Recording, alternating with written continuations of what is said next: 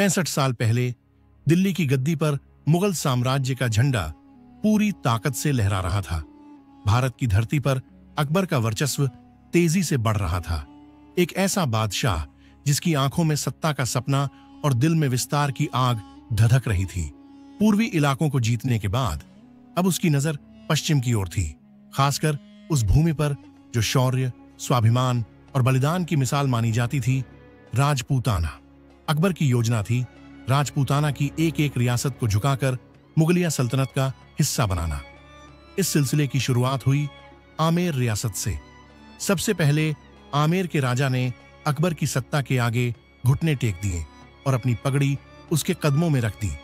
शुरुआत में तो बाकी राजपूत रियासतों ने आमेर के इस फैसले का मजाक उड़ाया, लेकिन वक्त के साथ वे भी उसी रास्ते पर चल पड़े।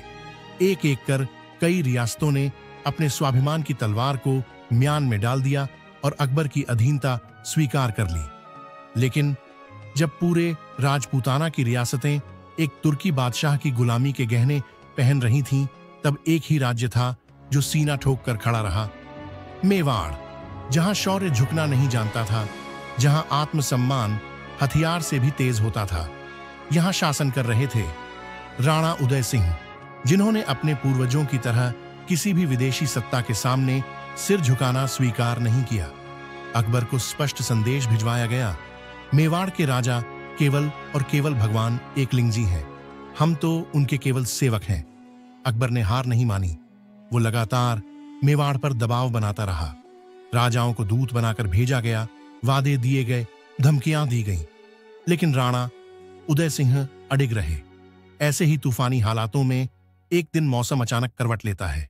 बादलों की गड़गड़ाहट और बिजली की गर्जना के बीच मेवाड़ के किले में जन्म लेता है एक ऐसा शिशु जिसकी आंखों में आग थी, जिसकी मुस्कान में आत्मबल, जिसे देखकर राणा उदय सिंह के महल की दासियों ने कहा, महाराज, यह शेरनी ने शेर को जन्म दिया है। महाराणा खुद उस नवजात को देखकर भाव विभोर हो उठे। कभी वो बप्पा रावल की तलवार को नमन करते, तो कभी राणा कुंभा के बनवाए विजय स्तंभ को देखकर उसे गौरव की शिक्षा देते। जब दरबारियों ने पूछा, हुजूर, इस शौर्यवान बालक का नाम क्या होगा, राणा मुस्कुराए और बोले, जैसे सूरज अपने प्रकाश से अंधकार को मिटा देता है, वैसे ही मेरा पुत्र अपने तेज और पराक्रम से मेवाड़ का नाम रोशन करेगा। इसका नाम होगा प्रताप। यही थे कुंवर प्रताप सिंह सिसोदिया, जिनकी माता जयवंता बाई गहरी कृष्ण भक्त थीं। उन्होंने बचपन से ही प्रताप को श्री कृष्ण की लीलाओं और महाभारत के युद्ध कौशल से परिचित कराया। और यहीं से शुरू होती है एक ऐसे योद्धा की कहानी जिसने कभी झुकना नहीं सीखा, जो मुगलों की सत्ता के आगे भी अडिग रहा और बन गया स्वाभिमान का प्रतीक, महाराणा प्रताप। रानी जयवंता बाई कुंवर प्रताप को राजपूत गौरव और पराक्रम की गाथाएं सुनाया करती थीं। वो बताती थीं कि कैसे उनके दादा राणा सांगा ने अपनी तलवार से दिल्ली की सल्तनत को लहूलुहान कर दिया था, और कैसे उनके पूर्वज बप्पा रावल, जिनके भीतर सूर्य के रक्त जैसा तेज था, ने विदेशी आक्रांताओं को इस धरती पर कदम रखने से पहले ही कांपने पर मजबूर कर दिया था। सिसोदिया वंश की ये वीरता, ये बलिदान कुंवर प्रताप के हृदय में गूंजने लगा। जैसे जैसे वो बड़े हुए, उनके भीतर राष्ट्रभक्ति और स्वाभिमान की ज्वाला प्रज्वलित होती गई। समय आने पर उन्हें गुरुकुल भेजा गया।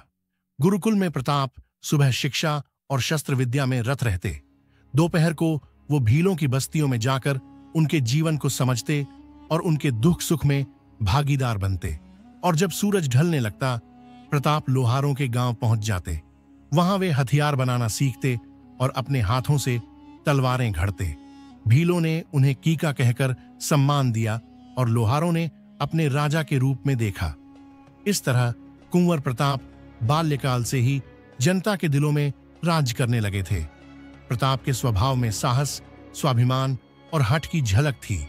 उन्होंने बहुत कम उम्र में ही अफगान आक्रमणकारियों की एक टुकड़ी पर धावा बोल दिया था और एक बार तो एक मुगल दस्ते पर गुलेल से हमला कर उन्हें खदेड़ दिया था। लोगों का विश्वास मजबूत होता गया कि प्रताप न केवल एक महान योद्धा बनेंगे, बल्कि मेवाड़ के योग्य राणा भी वहीं होंगे। राणा उदय सिंह की कई रानियां थीं, लेकिन उनमें से धीरबाई उन्हें सबसे अधिक प्रिय थीं। राणा उदय सिंह ने धीरबाई की बातों में आकर उनके पुत्र जगमाल को भावी उत्तराधिकारी घोषित कर दिया। हालांकि शास्त्र कहते हैं कि बड़ा पुत्र ही उत्तराधिकारी होता है, फिर भी समुद्र से विशाल हृदय वाले कुंवर प्रताप ने पिता के इस निर्णय का सम्मान करते हुए छोटे भाई जगमाल को राज्य सौंपना स्वीकार कर लिया। किंतु राज्य के सामंत, सरदार और जनमानस इस निर्णय से संतुष्ट नहीं थे। वे प्रताप को ही अपना सच्चा राणा मानते थे। 157 आते आते राणा उदय सिंह का स्वास्थ्य बहुत बिगड़ गया और अंततः उनका स्वर्गवास हो गया। उनका अंतिम संस्कार बड़ी भव्यता से हुआ, जिसमें कुंवर प्रताप समेत पूरा मेवाड़ सम्मिलित हुआ। परंतु इस दुख की घड़ी में जब एक पुत्र को अपने पिता के शव को कंधा देना चाहिए था, तब जगमाल महल में अपने राज्याभिषेक में मग्न था। यह दृश्य मेवाड़ की आत्मा को विचलित कर गया।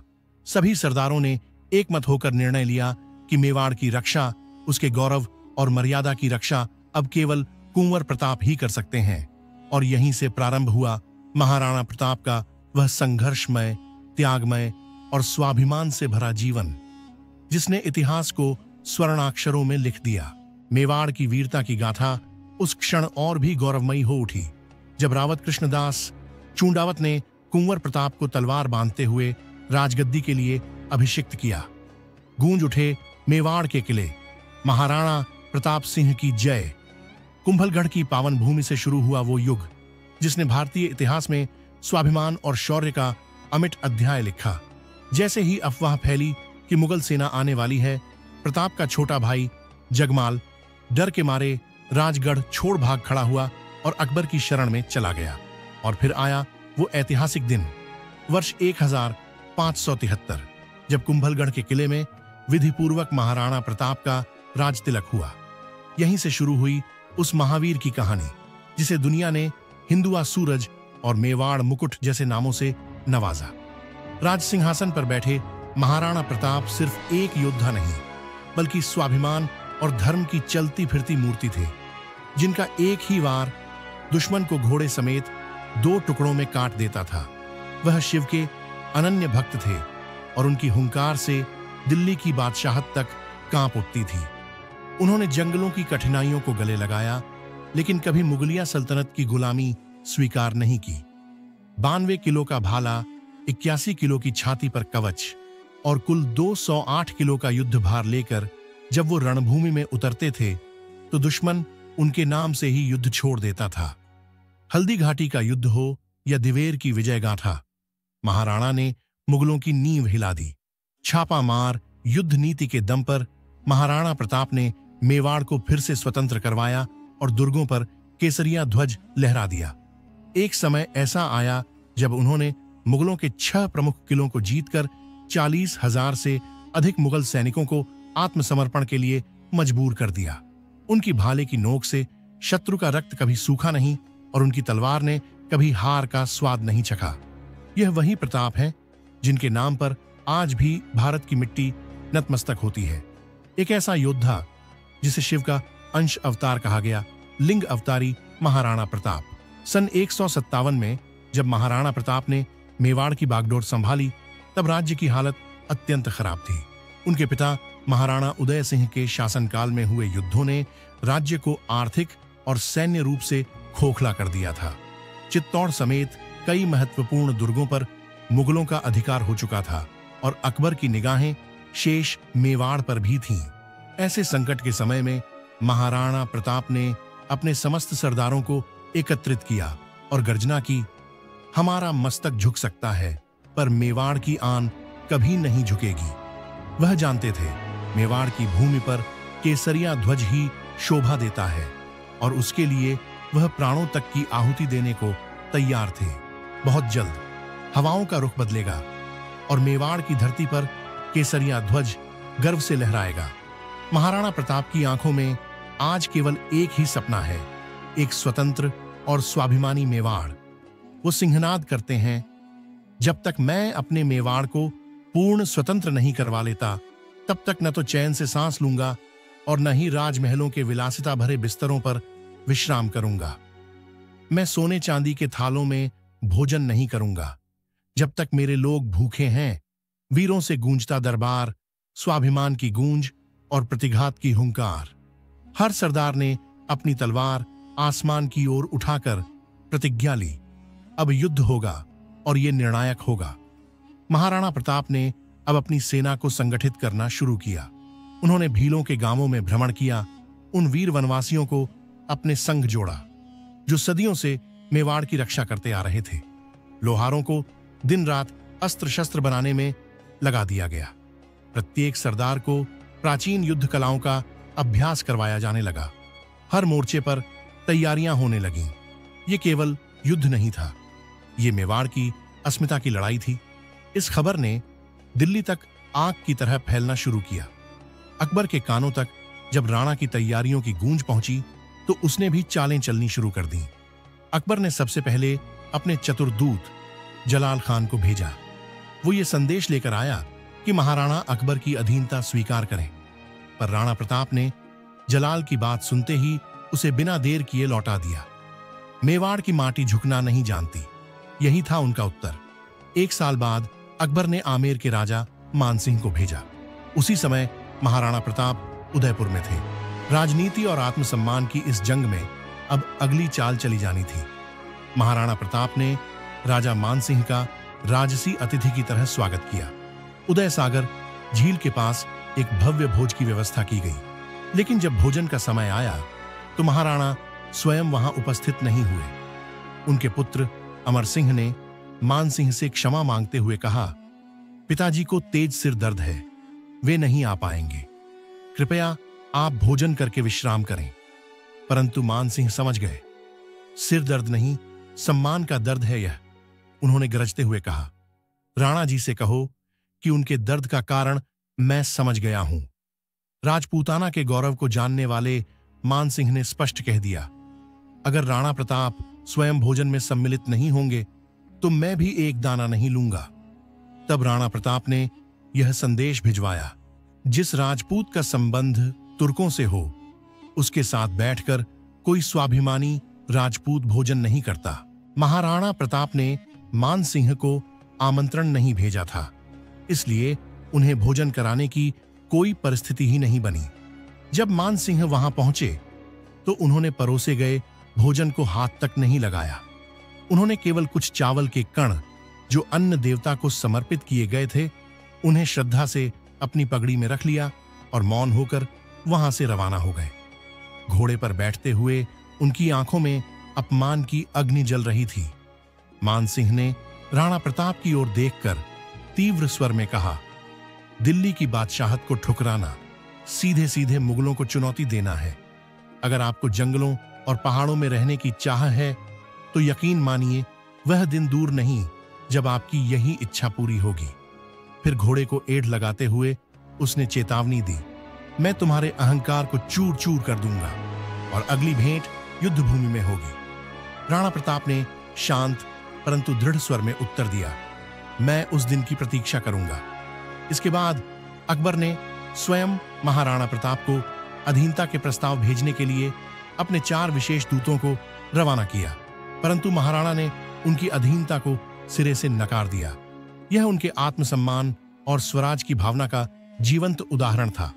1576 का वर्ष था जब अकबर ने इसे अपनी शान का सवाल बना लिया और अपने प्रमुख सेनापतियों सहित अजमेर की ओर कूच कर गया। 3 अप्रैल 1576 को अकबर ने राजा मानसिंह को 1 लाख की विशाल मुगल सेना का प्रधान सेनापति घोषित किया।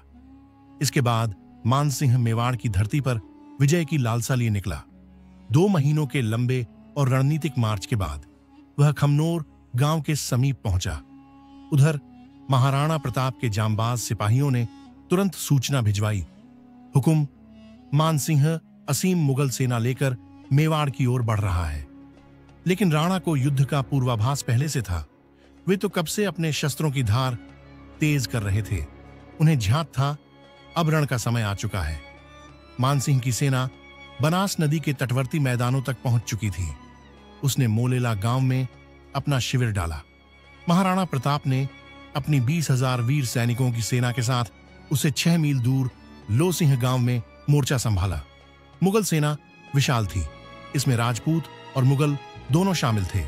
वहीं राणा की सेना में राजपूतों के साथ पठान, लोहार और गांव-गांव से जुड़े लोग थे, जिनमें मेवाड़ के सच्चे सपूत थे।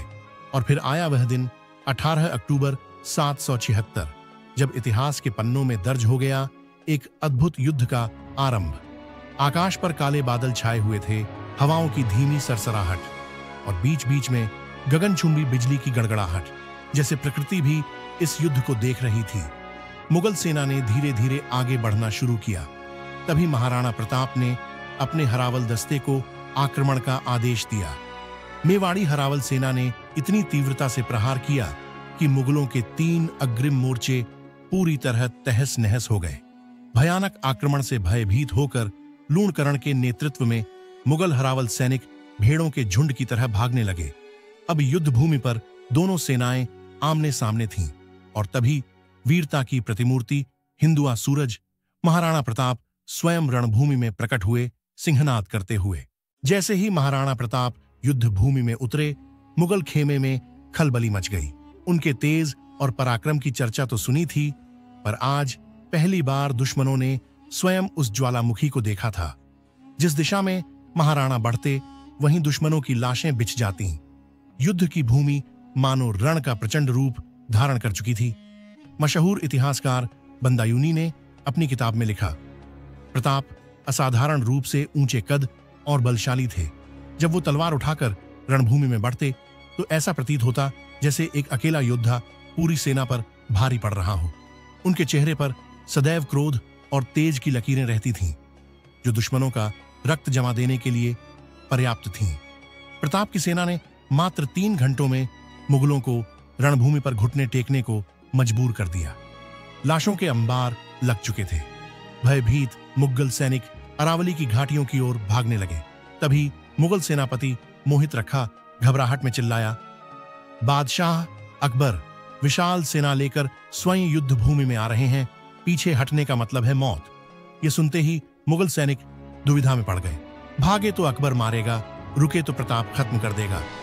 अब महाराणा की आंखें खोज रही थीं उस राजपूत को जिसने कहा था, अगली भेंट रणभूमि में होगी मान सिंह। वो हाथी पर सवार था। चेतक की बिजली सी गति से महाराणा प्रताप ने अपने घोड़े के अगले पांव मान सिंह के हाथी के मस्तक पर टिका दिए और भाले से घातक वार किया। लेकिन मान सिंह हाथी के हौदे में छुप गया। प्रताप का वार उसके महावत को लग गया, जो वहीं ढेर हो गया। लेकिन मान सिंह के हाथी की सूंड में बंधी तलवार ने चेतक का एक पैर घायल कर दिया। इस समय तक प्रताप के पैर में गोली लग चुकी थी और उनका शरीर असंख्य घावों से खून से भीग चुका था। उसी समय साधड़ी रियासत के वीर झाला बीदा आए और बोले, महाराज, चेतक को और आपको इलाज की आवश्यकता है। जहर फैल सकता है, कृपया रणभूमि से बाहर चलिए। महाराणा ने अपने प्रिय चेतक के बहते रक्त को देखा। उन्हें वह सिर्फ एक घोड़ा नहीं, पुत्र के समान प्रिय था। उन्होंने मेवाड़ का राजछित्र झाला बीदा को सौंपते हुए कहा, अब सेना का नेतृत्व तुम्हारे हाथों में है। फिर चेतक पर सवार होकर पहाड़ियों की ओर बढ़े, जहां भील योद्धा पहले से मोर्चा संभाले हुए थे। और तब घायल चेतक ने वह कर दिखाया जिसे देख आकाश भी थर्रा गया। 26 फीट गहरी खाई को छलांग लगाकर पार कर लिया। यह छलांग इतिहास बन गई। गांव के पास चेतक बुरी तरह घायल होकर जमीन पर गिर गया और बेहोश हो गया। महाराणा प्रताप उसे सहला रहे थे, उसकी सांसों की डोर थामे रखने की कोशिश कर रहे थे। तभी वहां पहुंचे उनके छोटे भाई शक्ति सिंह, जो दुर्भाग्यवश मुगलों की ओर से युद्ध में शामिल थे। प्रताप की नजर अपने भाई पर पड़ी।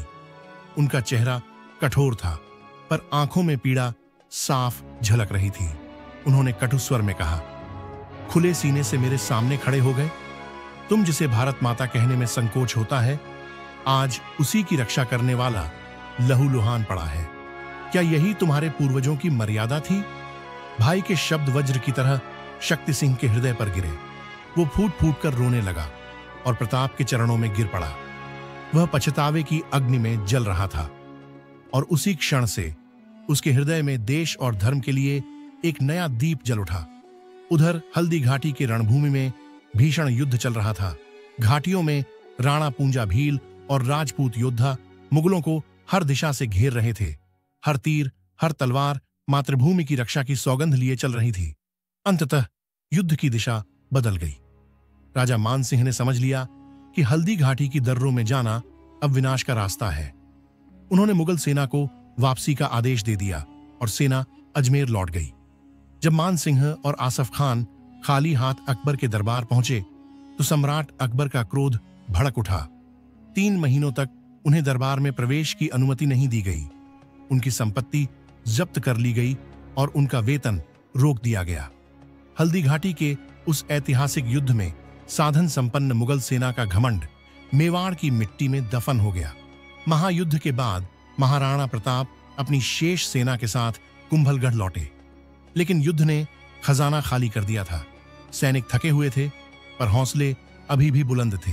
1577 में हल्दी घाटी युद्ध के केवल 4 महीने बाद अकबर ने फिर एक विशाल सेना भेजी। इस बार नेतृत्व शाहबाज खान को सौंपा गया। युद्ध की मार से थकी मेवाड़ी सेना उस समय दोबारा इतना बड़ा युद्ध नहीं झेल सकती थी। इसलिए प्रताप ने कुंभलगढ़ किले को रणनीतिक रूप से छोड़ दिया। किला कुछ समय के लिए मुगलों के अधीन हो गया, पर राणा प्रताप हार मानने वालों में से नहीं थे। कुछ महीनों बाद उन्होंने अपनी सेना को दोबारा संगठित किया, रणनीति बनाई और पूरे जोश के साथ कुंभलगढ़ पर आक्रमण कर दिया। युद्ध हुआ और अंत में कुंभलगढ़ फिर से मेवाड़ के अधीन हो गया। विजय के बाद प्रताप ने सभी सरदारों को आमंत्रित किया और एक विशेष सभा बुलाई। वहां सभी ने सुझाव दिया कि हमें गुजरात की दिशा में प्रस्थान करना चाहिए, जहां से धन जुटाकर एक नई और सशक्त सेना बनाई जा सके। प्रताप ने यह रणनीति स्वीकार की और कुंभलगढ़ की रक्षा का भार एक विश्वसनीय सरदार को सौंपकर गुजरात की ओर निकल पड़े। रास्ते में उन्होंने शाहबाज खान को 2 बार पराजित किया और उसे पीछे हटने पर मजबूर कर दिया। गुजरात पहुंचकर प्रताप ने चूड़िया गांव में डेरा डाला, जहां उनकी अगली योजना जन्म लेने वाली थी। यह केवल युद्ध नहीं था, यह स्वराज की मशाल थी, जो एक बार फिर प्रज्वलित होने वाली थी। महाराणा प्रताप ने अपने संघर्षों की नींव वहां रखी, जहां महान वीर भामा शाह ने उन्हें अपनी पूरी संपत्ति समर्पित कर दी। भामा शाह ने उन्हें 25 लाख रुपए की सहायता दी, जो उस समय एक विशाल धनराशि थी। इस अद्भुत सहयोग से हुकुम ने अपने सैन्य अभियान की तैयारियां शुरू कर दी। यहीं से शुरू होता है महाराणा प्रताप का असली संग्राम। एक निर्णायक मोड़। सिंध की ओर जाने की बजाय राणा ने मेवाड़ की धरती को फिर से मुगलों से मुक्त कराने की ठान ली।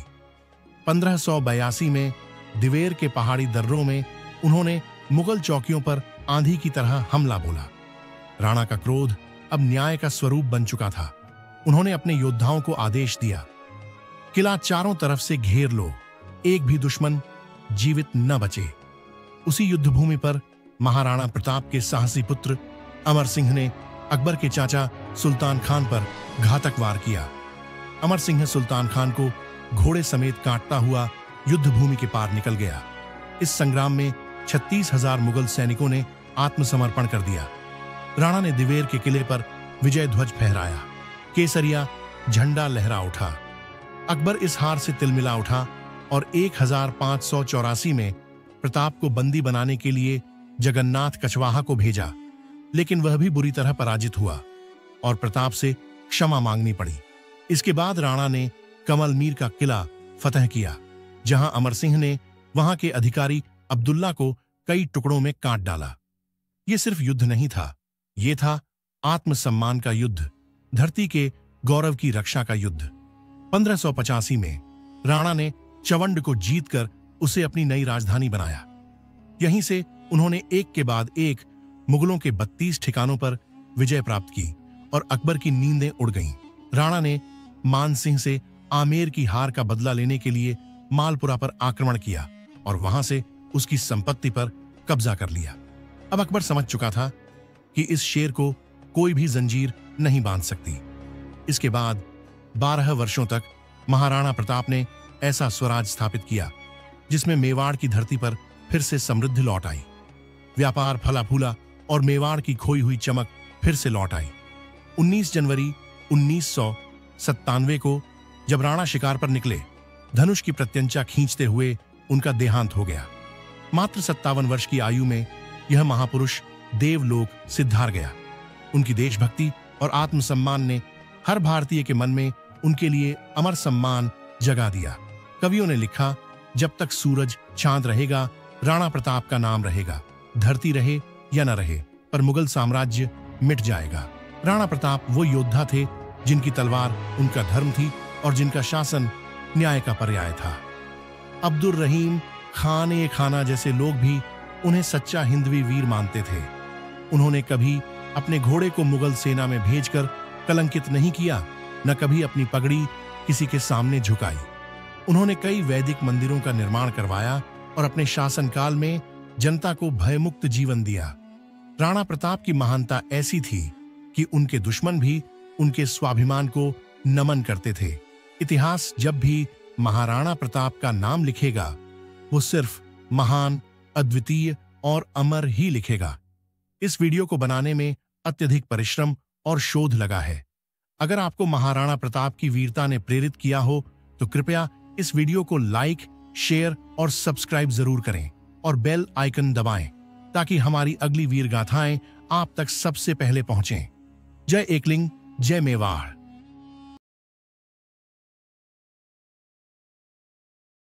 शिव साधना का रहस्य, शिव महापुराण से अनमोल ज्ञान। हर हर महादेव। आप सभी भगवत भक्तों का स्वागत है। शिव कृपा से आप स्वस्थ, सुखी और प्रसन्न हों, यही मेरी कामना है। साथ ही रंगों के महापर्व होली की आप सभी को हार्दिक शुभकामनाएं। माता पार्वती और भगवान महादेव आपके जीवन को आनंद, शांति, समृद्धि और सफलता के रंगों से भर दें। आज का विषय अत्यंत महत्वपूर्ण है, शिव साधना के 3 अनिवार्य साधन। यदि आपने इन रहस्यों को समझ लिया तो अपने जीवन के प्रत्येक लक्ष्य को सहजता से प्राप्त कर सकते हैं। यह ज्ञान शिव महापुराण के विदेश्वर संहिता के 3 और 4 अध्याय में मिलता है, जहां सूतजी मुनियों को एक गूढ़ कथा सुनाते हैं। शिव पद प्राप्ति का रहस्य एक समय की बात है।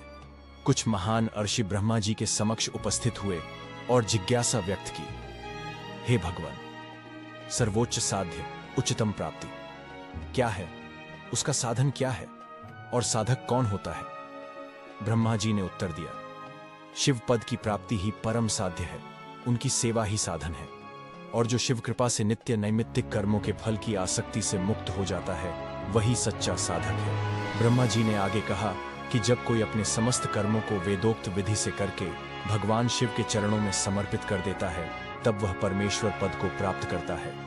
यही मोक्ष प्राप्ति का मार्ग है, जिसमें सालोक्य, सामीप्य, सारूप्य और सायुज्य जैसी मुक्तियां प्राप्त होती हैं। शिव साधना के 3 महत्वपूर्ण साधन। शिव महापुराण में शिव साधना के 3 मुख्य साधनों का उल्लेख मिलता है।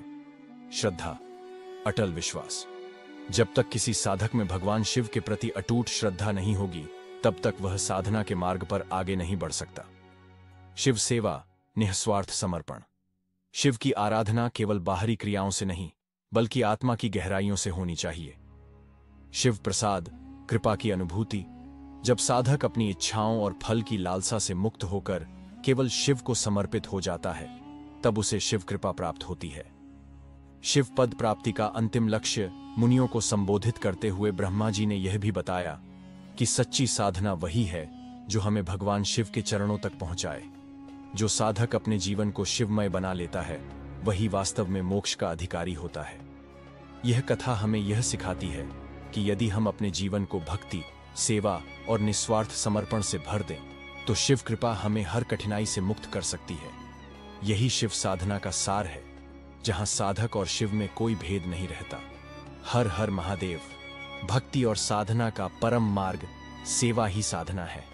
किसी भी प्रकार से, किसी भी माध्यम से यदि हम ईश्वर की सेवा कर रहे हैं, तो वही हमारा साधन बन जाता है। जब भगवान की कृपा से साधक नित्य कर्मों के बंधन से मुक्त होकर निष्काम भाव से ईश्वर में रम जाता है, तो वही सच्चा भक्त कहलाता है। वेदोक्त कर्मों का पालन कर उनके महान फलों को भगवान शिव के चरणों में अर्पित कर देना ही परमेश्वर की प्राप्ति का मार्ग है। अर्थात अपने समस्त कर्मों का उद्देश्य केवल और केवल प्रभु की प्रसन्नता हो। यही सच्ची भक्ति है। किंतु यह मार्ग वही अपना सकता है जो प्रभु के प्रति पूर्ण समर्पित हो। जो स्वयं को शिव को अर्पित कर देता है वही अंततः शिव को प्राप्त करता है। यही कारण है कि सनातन शास्त्रों में भक्ति को सर्वोपरि साधन बताया गया है। ब्रह्मा जी स्वयं कहते हैं कि भक्ति के अनुरूप ही साधक को श्रेष्ठतम फल की प्राप्ति होती है। मोक्ष के विभिन्न चरण सालोक्य, सामीप्य, सारूप्य और सायुज्य भी उसी क्रम में प्राप्त होते हैं। भक्ति के विविध साधन ब्रह्मा जी आगे समझाते हैं कि भक्ति के कई साधन हैं, लेकिन उनके सार को महादेव स्वयं प्रकट करते हैं। जो भी कर्म ईश्वर की प्राप्ति के लिए किया जाए, जो भी प्रयास उनकी प्रसन्नता के लिए हो, वही भक्ति का साधन है। इन साधनों का मूल 3 बातों में समाहित है: श्रवण, कीर्तन और मनन। श्रवण, भगवान शिव की लीलाओं, उपदेशों और महिमा को सुनना। कीर्तन, ईश्वर के नाम का गुणगान करना, उनकी कथा का प्रसार करना। मनन, भगवान की महिमा पर गहराई से चिंतन करना और उसमें लीन हो जाना। ब्रह्मा जी कहते हैं कि इन तीनों को महासाधन माना गया है। इन्हीं के द्वारा ईश्वर प्राप्ति संभव है। वेद और श्रुति भी इस तथ्य को प्रमाणित करते हैं कि जो इन साधनों को अपनाता है वह परम सत्य को प्राप्त करता है। ईश्वर भक्ति का प्रत्यक्ष प्रमाण ब्रह्मा जी मुनियों से कहते हैं, यह श्रुति वचन संपूर्ण साधकों के लिए प्रमाण स्वरूप है। जो व्यक्ति मन, वाणी और कर्म से शिव की भक्ति में संलग्न रहते हैं, वे संसार के सभी बंधनों से मुक्त होकर परम तत्व को प्राप्त करते हैं। यह मार्ग प्रत्यक्ष भी है और परोक्ष भी। जिनकी दृष्टि में भक्ति का प्रकाश है वे इसे सहज देख सकते हैं, लेकिन जो भक्ति से अंधे हैं उनके लिए यह अदृश्य बनी रहती है। भक्ति की सर्वोच्च महिमा शिव पुराण और अन्य ग्रंथों में भी कहा गया है कि भक्ति ही सबसे सरल और प्रभावशाली मार्ग है। जैसे एक नन्हा बालक अपनी मां पर पूरी तरह निर्भर रहता है, वैसे ही सच्चा भक्त अपने ईश्वर पर संपूर्ण रूप से समर्पित रहता है। ऐसे ही संत तुकाराम, मीराबाई और नरसिंह मेहता जैसे भक्तों ने केवल भक्ति के बल पर ईश्वर को प्राप्त कर लिया। इसलिए साधक को चाहिए कि वह नित्य श्रवण, कीर्तन और मनन के द्वारा भगवान शिव की भक्ति में लीन रहे। यही वह मार्ग है जो मोक्ष तक ले जाता है, जो ईश्वर तक पहुंचाता है और जो इस जीवन को भी आनंदमय बना देता है। श्रवण, आत्मज्ञान का प्रथम साधन। ब्रह्मा जी एक गूढ़ सत्य का वर्णन करते हैं। मनुष्य जिन वस्तुओं को अपनी आंखों से देख सकता है वह उन्हीं में प्रवृत्त होता है, लेकिन जिनका प्रत्यक्ष दर्शन नहीं होता उन्हें वह सुनकर जानने की चेष्टा करता है। श्रवण यानी सुनना जिज्ञासा को जन्म देता है और यही जिज्ञासा आगे चलकर आत्मज्ञान का मार्ग प्रशस्त करती है। जिस प्रकार बीज धरती में पड़ते ही अंकुरित होने लगता है, वैसे ही जब कोई जिज्ञासु व्यक्ति किसी गूढ़ विषय को सुनता है तो उसके भीतर भी ज्ञान का अंकुर फूटता है। यह सुनना ही पहला चरण होता है जो आगे चलकर मनन, चिंतन और साधना की ओर ले जाता है। ब्रह्मा जी कहते हैं, श्रवण ही प्रथम साधन है। जब कोई शिष्य गुरु के मुख से तत्वज्ञान सुनता है तो उसकी बुद्धि जागृत होती है। फिर वह इस ज्ञान का मनन करता है, इस पर विचार करता है और अंततः कीर्तन एवं ध्यान के माध्यम से इसे सिद्ध करता है। यह साधना क्रमशः आगे बढ़ती है। मनन से ध्यान, ध्यान से आत्म साक्षात्कार और फिर धीरे धीरे साधक को सालोक्य, सामीप्य, सारूप्य और अंत में सायुज्य मुक्ति का अनुभव होता है। परंतु यह सब साधक की इच्छाओं पर निर्भर करता है। हर कोई सायुज्य मुक्ति नहीं चाहता।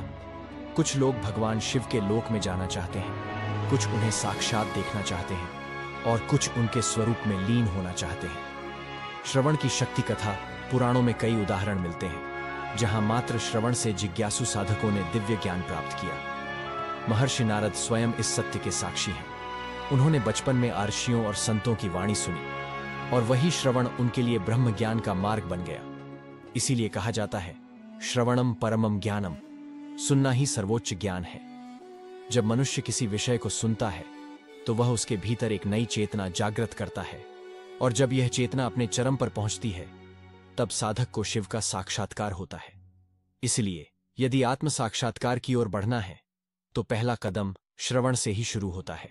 मुक्ति के विभिन्न प्रकार और मनन की महिमा, कुछ साधक अपने इष्ट में ही विलीन हो जाना चाहते हैं तो कुछ मुक्ति की अलग अलग अवस्थाओं की कामना करते हैं।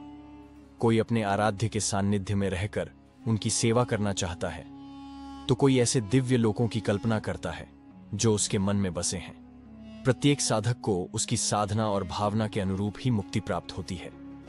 कुछ को सालोक्य मुक्ति की इच्छा होती है, तो कुछ सायुज्य मुक्ति को सर्वोच्च मानते हैं। ब्रह्मा जी मुनियों को बताते हैं कि जब साधक अपने साधन मार्ग पर अग्रसर होता है तो पहले उसके समस्त शारीरिक रोग समाप्त हो जाते हैं। इसके पश्चात समस्त लौकिक सुख दुहक और मोह धीरे धीरे विलीन हो जाते हैं। यह अभ्यास प्रारंभ में कठिन और कष्टदायक प्रतीत होता है, परंतु जब साधना सिद्ध हो जाती है तो साधक एक अनवरत दिव्य आनंद का अनुभव करता है। लौकिक इच्छाओं का क्षय हो जाता है और अंत में साधक केवल ईश्वर के मंगलकारी स्वरूप में लीन हो जाता है। मुनियों ने ब्रह्मा जी से प्रश्न किया, हे ब्राह्मण, मनन का स्वरूप क्या है? श्रवण और कीर्तन की वास्तविकता क्या है?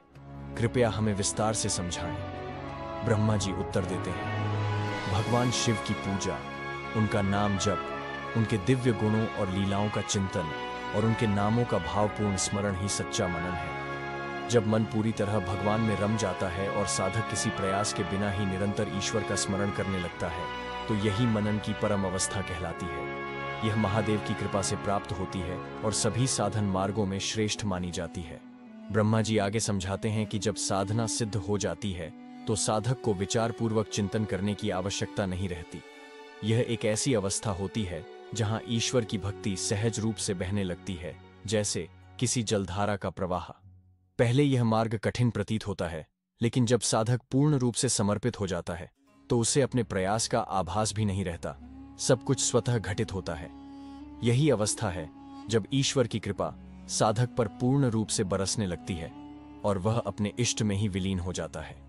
निष्कर्ष, सच्ची साधना का मार्ग कठिन हो सकता है, लेकिन अंत में यह साधक को अनंत आनंद और मोक्ष की ओर ले जाता है। जब भक्ति इतनी प्रबल हो जाती है कि मन बिना प्रयास के ईश्वर में लीन हो जाए, तभी सच्चे मनन की प्राप्ति होती है।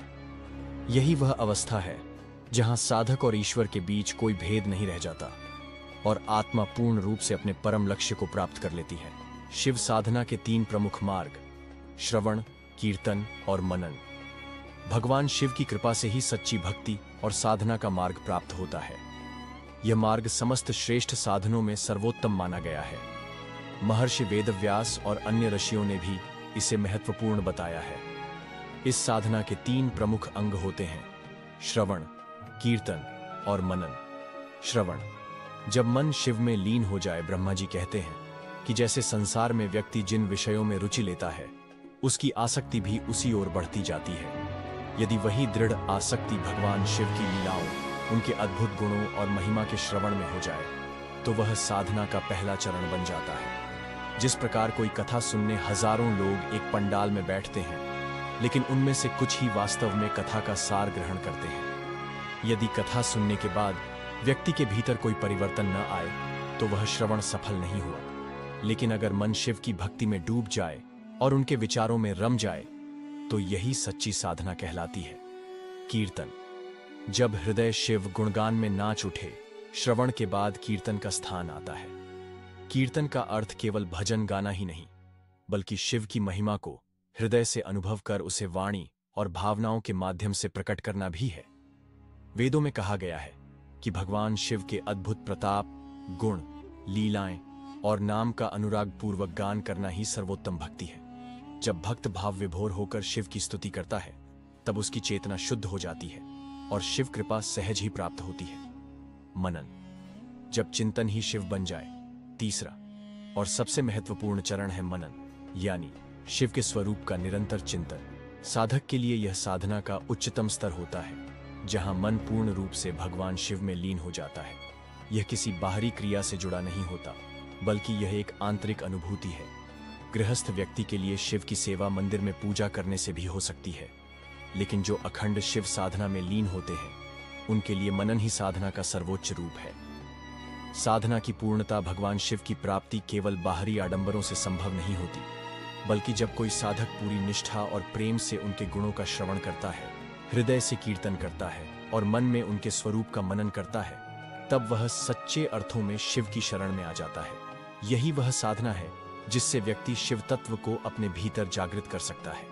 जो भी इस पथ पर आगे बढ़ता है उसे यह समझना चाहिए कि भगवान शिव केवल मंदिरों में स्थापित मूर्ति में नहीं बल्कि हर कण कण में व्याप्त है। जब मन और आत्मा उनकी भक्ति में समर्पित हो जाती है तब साधक स्वयं शिवमय हो जाता है। यही सच्ची शिव भक्ति है। तो जब कोई सिद्धि प्राप्त करता है तब उसके लिए कुछ भी करने की आवश्यकता नहीं रह जाती। सारी क्रियाएं स्वाभाविक रूप से घटित होती हैं। यदि आप महादेव को अपना इष्ट मानते हैं तो 3 विशेष साधन हैं जिन पर आपको विशेष रूप से ध्यान केंद्रित करना चाहिए। इन साधनों को अपनाकर आप अपनी साधना को और भी प्रभावशाली बना सकते हैं। आज का यह वीडियो यहीं समाप्त करते हैं। आशा करता हूं कि आपको दी गई यह जानकारी रोचक और उपयोगी लगी होगी।